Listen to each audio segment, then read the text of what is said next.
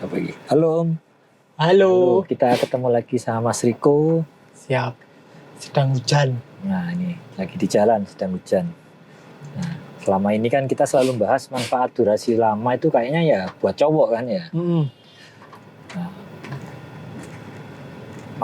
Sore ini kita akan bahas apa aja manfaat yang didapat bagi para cewek, bagi para istri kalau suaminya berdurasi lama. Yap. Itu berkorelasi langsung nggak? Berkorelasi langsung. Oke. Ya. Jadi pria normal, dianggap normal itu kan ketika dia ejakulasi setelah 3 menit penetrasi. Itu normal. Anggapannya normal. Di bawah 3 menit baru ejakulasi dini. Tapi kalau secara fakta ketika cewek membutuhkan durasi 7 menit lebih untuk mengalami orgasme, maka durasi cowok yang 3 menit yang dianggap normal berarti tidak cukup. Kurang 4 menit kan berarti kan. Berarti dianggap wajar itu ketika durasinya 10 menit ke atas. 15 menit it's okay lah. Kalau di bawah 10 menit kurang oke. Kurang oke ya. Itu 10 menit itu total penetrasi ya? Penetrasi, nggak termasuk foreplay. Itu. Nah, itu apa yang dirasakan ketika cewek bisa orgasme atau berhubungan dengan hingga tuntas ya? Itu manfaatnya apa aja? Nah, kebanyakan posisi wanita itu kan ada di fase frustasi seksual. Nah, apalagi? Karena di masyarakat kita kan seringkali tidak mendapatkan edukasi seks kan. Iya. Iya kan. Mereka dapat edukasi seks kalau nggak dari bokep ya. Benar. Ya ngawur lah. Ya, tahu-tahu kita nikah dan seolah-olah sudah expert gitu ya. Dituntut expert. Itu ibaratnya kita ikut lomba renang dituntut juara 1 tapi nggak boleh latihan. Nggak boleh latihan. Iya. Benar. Iya sih. Iya kan? Iya. Nah, ketika kita nggak tahu apapun tentang seks dan kita hanya melihat dari bokep, sedangkan bokep itu kan tujuannya untuk memuaskan hasrat pria agar segera ejakulasi kan. Ejakulasi. Nah, apa yang diperoleh melalui bokep bukanlah edukasi, tapi hiburan. Dan itu yang banyak ditiru ya. Dan itu banyak ditiru dan itu sangat-sangat fatal. Tuh. Jadi ketika kebanyakan wanita di masyarakat kita masih di fase frustasi seksual, artinya adalah kebanyakan dari mereka belum pernah mengalami sekalipun sensasi dari orgasme. Nah, orgasme ini memiliki semacam efek atau dampak setara dengan katarsis. Ya. Jadi seperti menguras timbunan emosi yang selama ini terpendam langsung lenyap.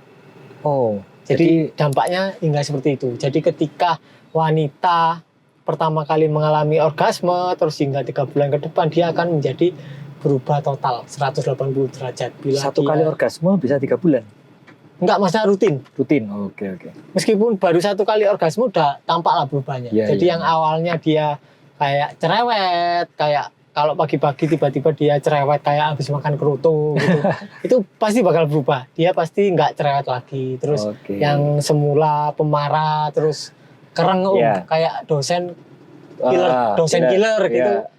Jadi penyabar. Jadi ketika wanita ini kan naturalnya adalah sifatnya penyayang kan. Dia kan keibuan kan dia kan sifat dasarnya kan ibu kan.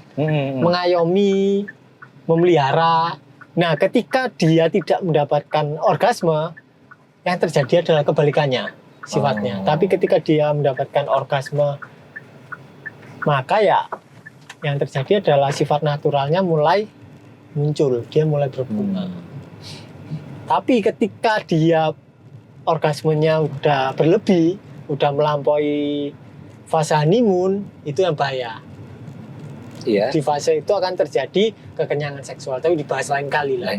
Oke. Kan fase di masyarakat kita kan kebanyakan masih di frustasi seksual. Jadi sangat penting bagi mereka untuk mengalami orgasme terlebih dahulu. Orgasme mungkin nggak sampai 20% ya? Nggak sampai.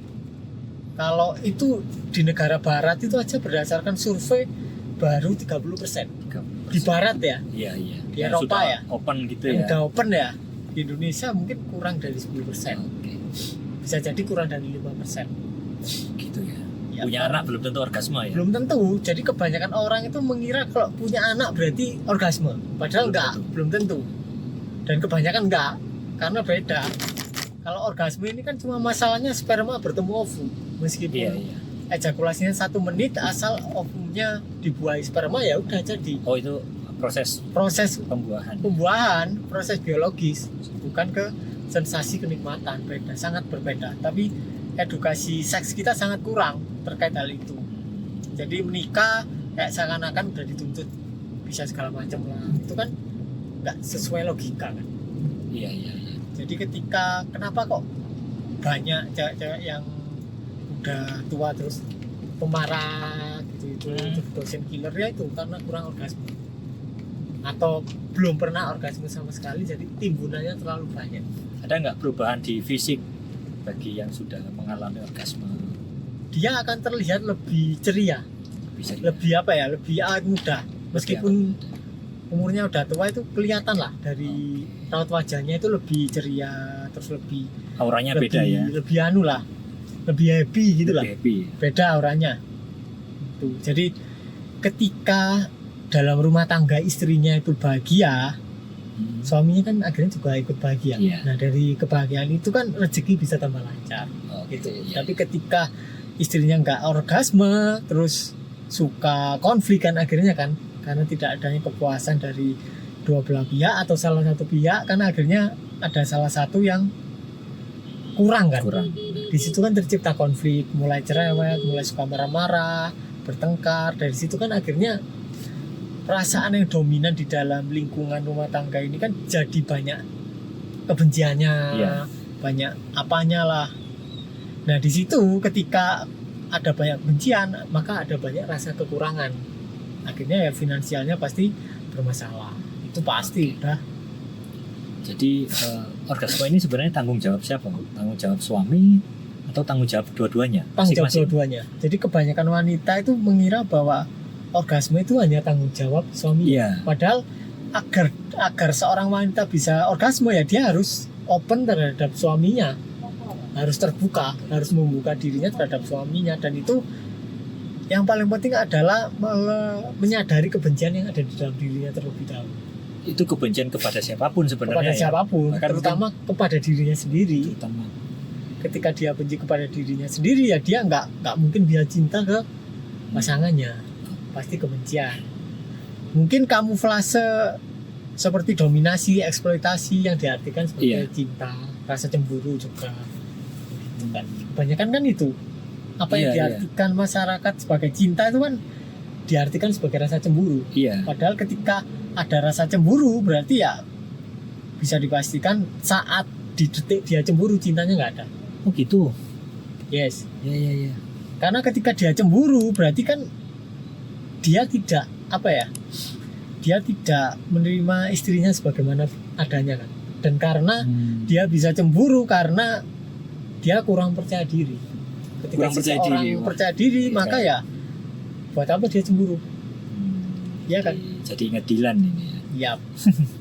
Jadi ketika dia percaya diri terus nolar kan percaya diri itu kan. Suami percaya diri, istrinya pasti percaya diri, saling percaya, akhirnya ya terikat dalam ikatan cinta. Iya kan? Akhirnya ya ngapain cemburu kan gitu kan? Udah tahu saling cinta ya nggak cemburu. Dan ngapain? Nggak akan cari orang lain tuh. Yes. Itu. Tapi kalau orgasmenya diteruskan sampai kekenyangan seksual, ada kemungkinan dia cari orang lain karena adanya kekenyangan seksual. Makanya dari seks yang prokreatif, yang fokusnya di pembuahan ovum terus masih ejakulasi, harus mulai belajar ke seks amatif. Karena di seks prokreatif sangat-sangat sangat-sangat krusial karena bisa mempengaruhi hormonal hormonal di diri seseorang. Iya, cuman kadang dan kebanyakan ya dari beberapa yang saya temuin itu istri merasa tidak nyaman, merasa bersalah, merasa nggak enak kalau suaminya tidak ejakulasi. Itu. Ya. Nah, itu kan itu perlu edukasi ya. Perlu edukasi itu.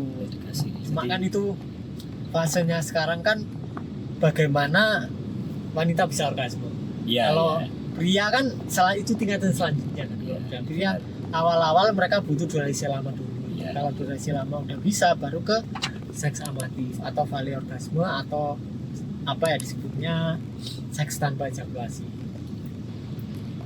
Gini, ketika seorang istri tidak pernah, mungkin lama atau jarang sekali atau mungkin tidak pernah mengalami orgasme, dan ketika si suaminya sudah bisa berdurasi lama, apa itu otomatis Otomatis apa?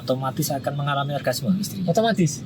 Banyak kan berjiwa yang tiba-tiba istrinya Iya. orgasme untuk pertama kali, Iya, ada yang ketika kayak 2 kali 3 kali malah. dua kali ya Iya. kan, awalnya nggak pernah. Otomatis kalau durasinya bagus dan sentuhannya itu betul pasti orgasme.